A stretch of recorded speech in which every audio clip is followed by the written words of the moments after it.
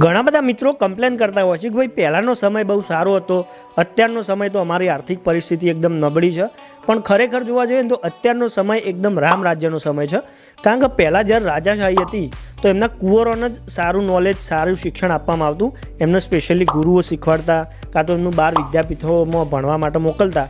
એના લીધે એમનું સારું નોલેજ વધતું. સૈનિકનો છોકરો તો સૈનિક જ બનતો.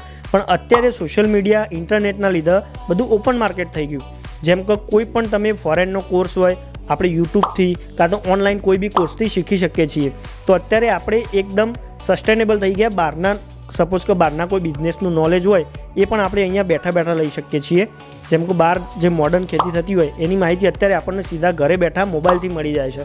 તો જો તમારા અંદર મહેનત કરવાની ધગશ હોય, શીખવાની જો તમારી આવડત હોય તો તમે આગળ વધી શકો છો, સારો એવો ધંધો કરી શકો છો. આના વિશે તમારું શું કહેવું છે અમને કમેન્ટ કરીને જણાવો. આ ટાઈપની ધંધાની વાતો જાણવા માટે અમને ફોલો કરો.